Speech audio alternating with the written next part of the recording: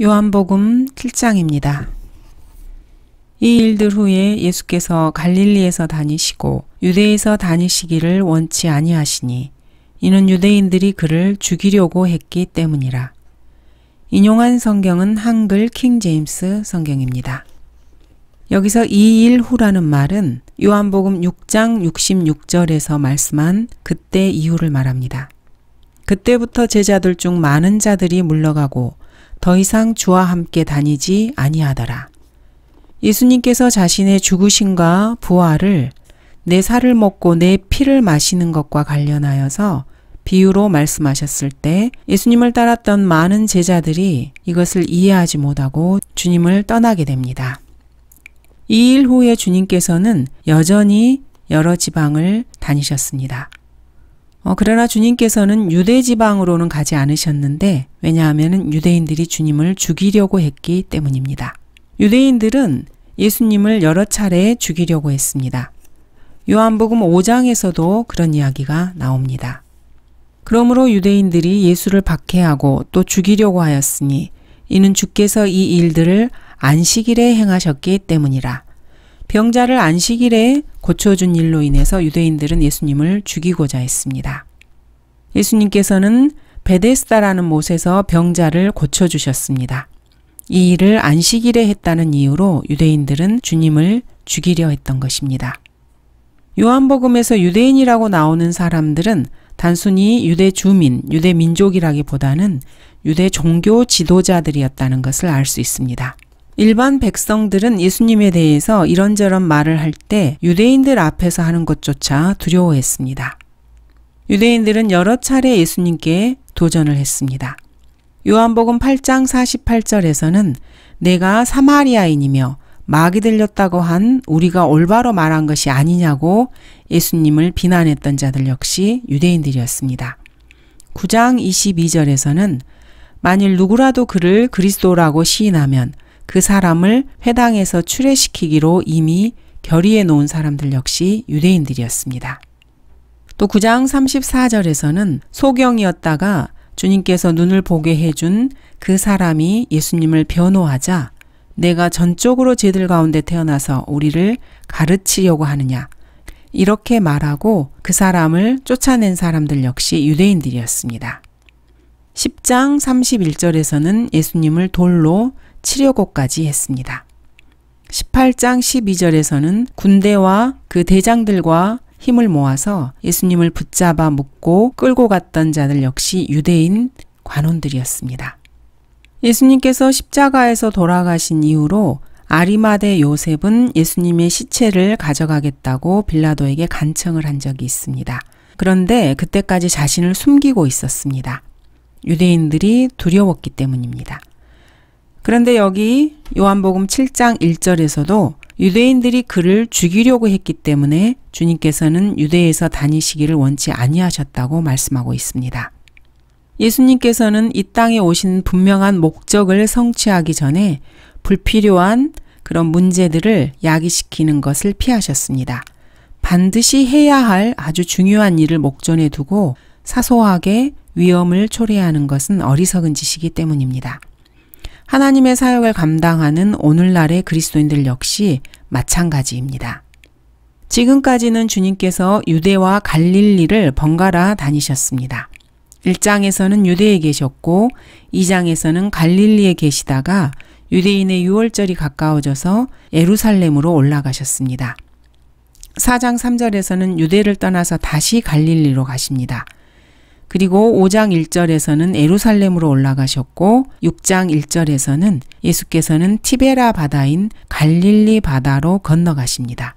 그리고 여기 7장 1절에서는 여전히 주님께서 갈릴리에 계십니다. 그때 유대인의 명절인 장막절이 가까웠으므로 장막절은 예수 그리스도의 재림의 예표입니다. 주님께서 재림하시는 날은 아마도 초림하신 날과 같은 날이 될 가능성이 많습니다. 예수님께서 이 세상에 오신 날은 추분인 9월 20, 21일, 22일, 23일 이 날짜 중 하나가 될 것입니다. 이때쯤이 바로 유대인들의 장막절이 시작되는 기간입니다. 레위기 23장에서는 이스라엘의 7번의 절기가 나옵니다.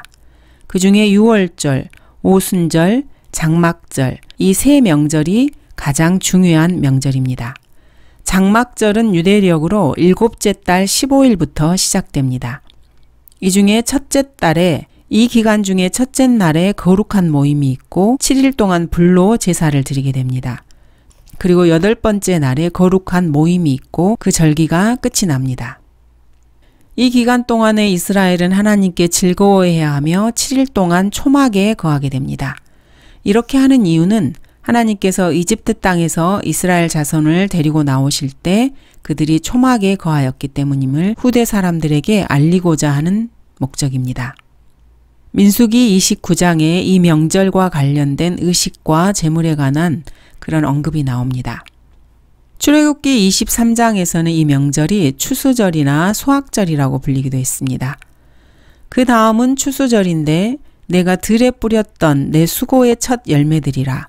수확절은 연말에 있는데 그때 내가 들에서 내 수고를 거두었습니다. 이 명절은 연중 가장 즐거운 명절입니다.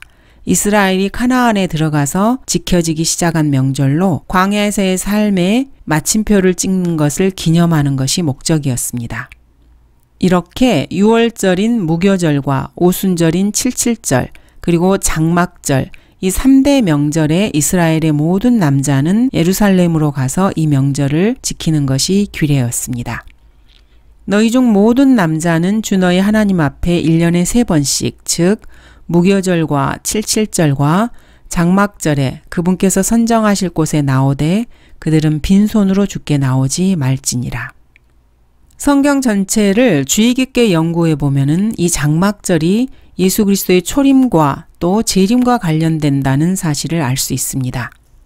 주의 형제들이 말하기를 여기를 떠나서 유대로 가소서 그리하여 당신의 제자들도 당신이 행하시는 일들을 보게 하소서. 여기서의 형제들은 주님의 육신의 형제들을 말합니다. 즉 마리아의 자녀들입니다. 이 형제들이 주님께 갈릴리에 더 이상 머무르지 말고 유대로 가서 거기서 기적을 행하셔서 제자들이 그 기적을 볼 수 있게 하라고 그렇게 예수님께 말씀을 드립니다. 예수 그리스도께서는 갈릴리에서도 예수님께서 하나님의 아들이라는 것을 입증할 수 있는 수많은 기적을 행하셨습니다.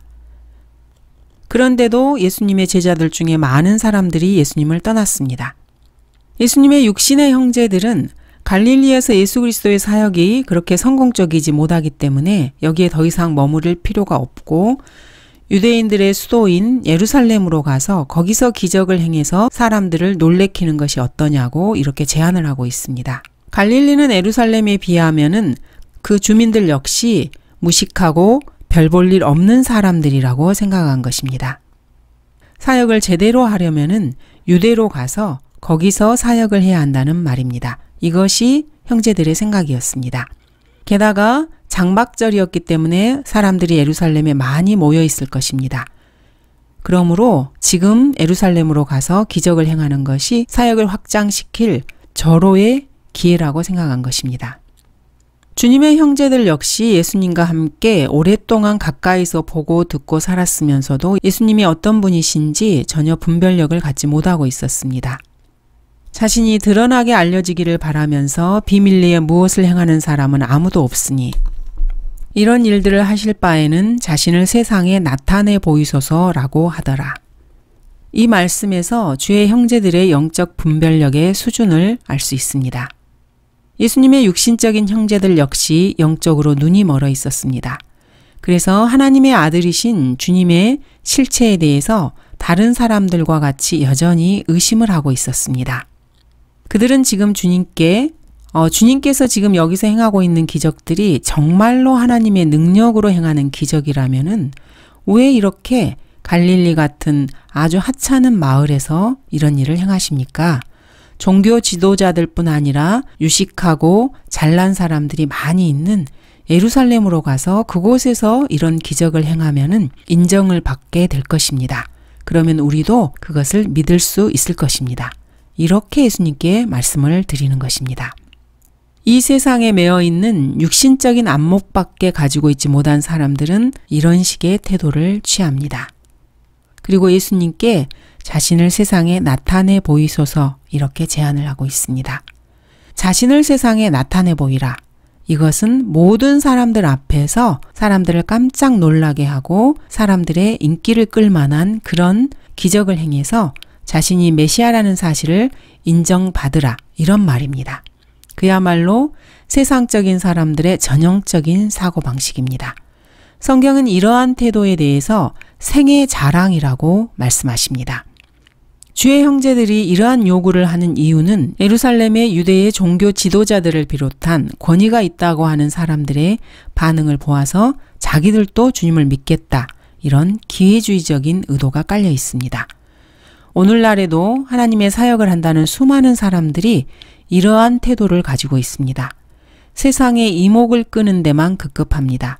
세상 사람들이 알아주는 학자들이나 교수들, 정치인들, 유명한 사람들, 이런 사람들이 그 사역을 인정하면 나도 인정하겠다. 이러한 기회주의적인 태도를 가지고 있습니다. 그야말로 자신을 세상에 나타내 보이기를 좋아하는 사람들입니다. 성경은 이런 사람들에 대해서 이렇게 말씀하십니다. 세상도 세상에 있는 것들도 사랑하지 말라. 누구든지 세상을 사랑하면 아버지를 사랑함이 그 안에 있지 아니하니. 이는 세상에 있는 모든 것이 육신의 정욕과 안목의 정욕과 생의 자랑이요 아버지께 속한 것이 아니라 세상에 속한 것이기 때문이라. 예수 그리스도께서는 생의 자랑에 전혀 관심이 없으셨습니다. 사탄이 예수님을 시험할 때도 이러한 생의 자랑을 가지고 예수님을 시험한 적이 있습니다. 이는 주의 형제들까지도 주를 믿지 아니함이더라. 주님의 육신의 형제들 역시 주님을 믿지 않았습니다. 예수님께서 하나님의 아들이시라는 것을 확신하지 못한 영적 소경들이었습니다. 바로 옆에서 주님과 함께 자란 주님의 육신의 형제들 역시 예수님이 어떤 분이신지 깨닫지 못하고 있었습니다. 참으로 절망적인 상황입니다. 그러나 이러한 사실은 성경이 얼마나 분명하게 이루어지는가를 보여주는 일례이기도 합니다. 시편 69편은 이렇게 말씀하십니다. 내가 내 형제들에게는 낯선 사람이 되고 내 모친의 자녀들에게는 외국인이 되었나이다.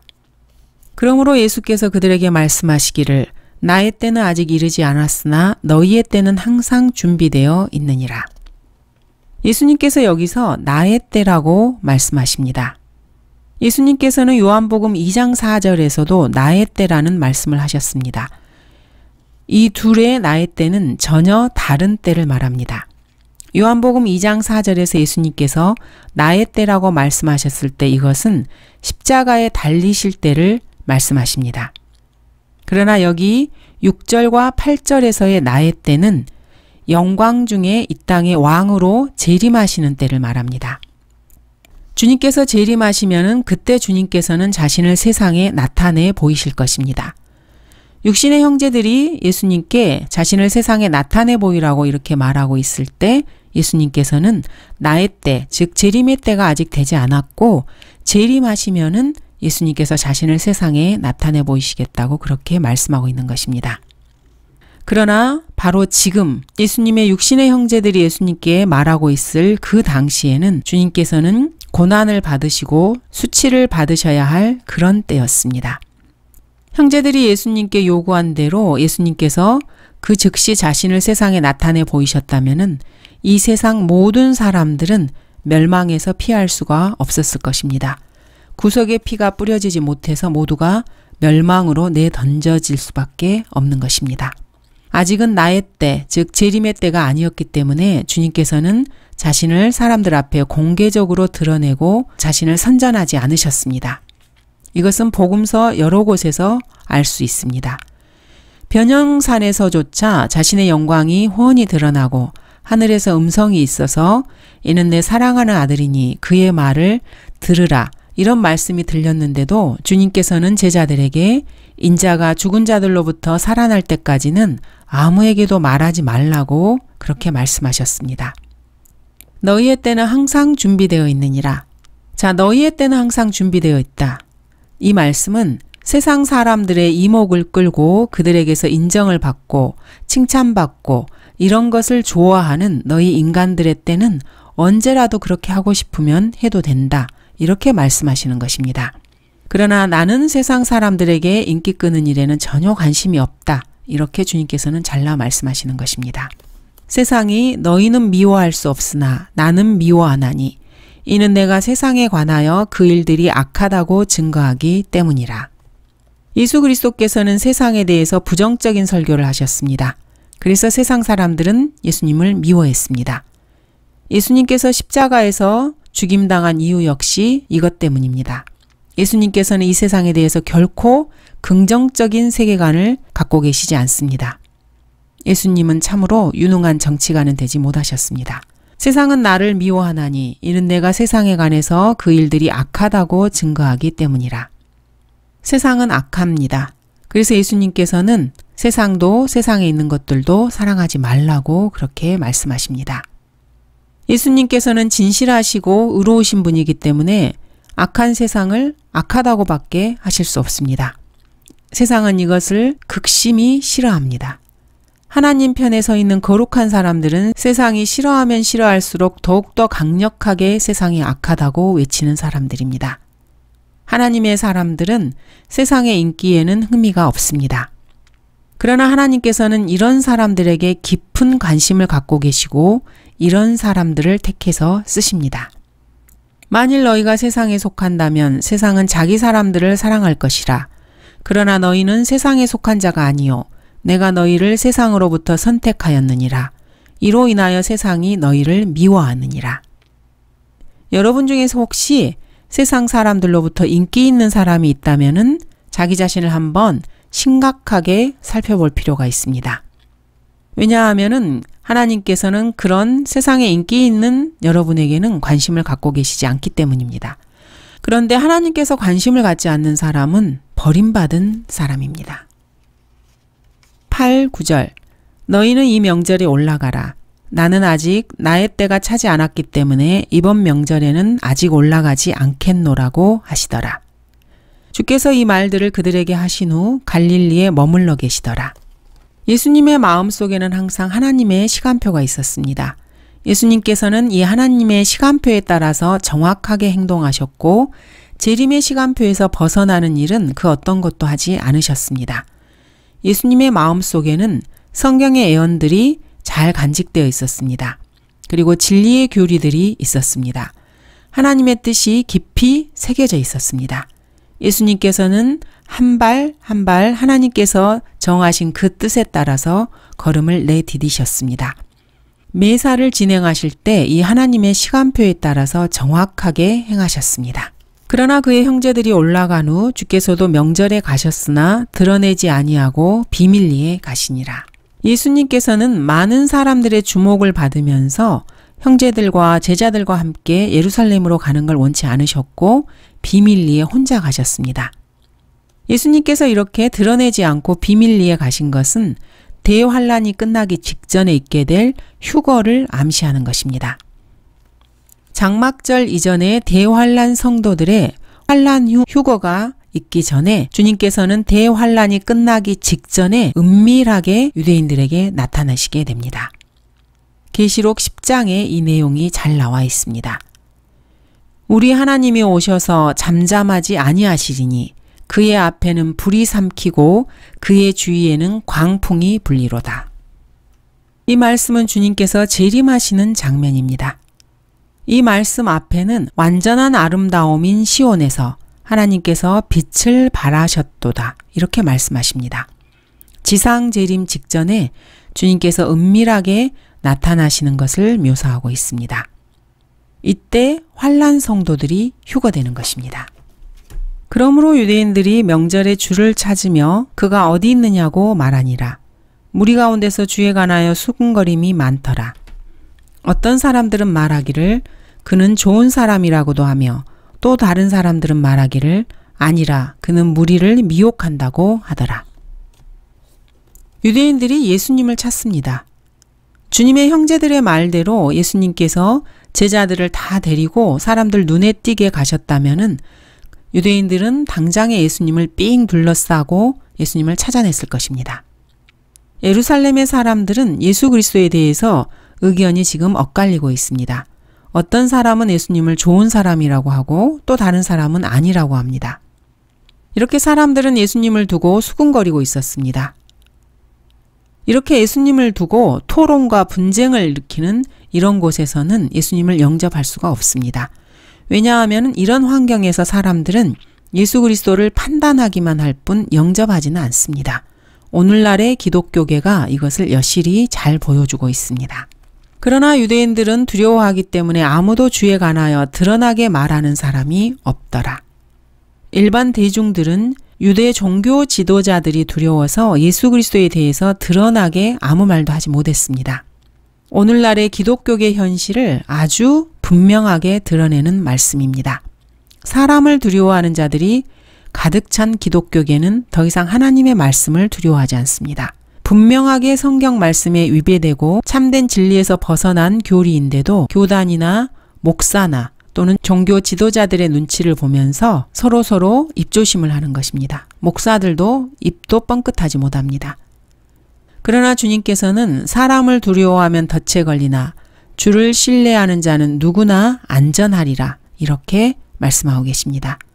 여러분은 사람을 두려워하는 사람들입니까? 아니면 기록된 하나님의 말씀만을 두려워하는 사람들입니까? 주님께서는 잠언 23장 17절에서 내 마음으로 죄인들을 시기하지 말고 온종일 주의 두려움 가운데 있으라 이렇게 말씀하시면서 오늘날 사람들을 기쁘게 하고 사람들 가운데서 인기를 얻기 원하는 소위 그리스도인이라고 하는 사람들에게 오직 온종일 주의 두려움 가운데 있으라고 권면하고 계십니다. 감사합니다.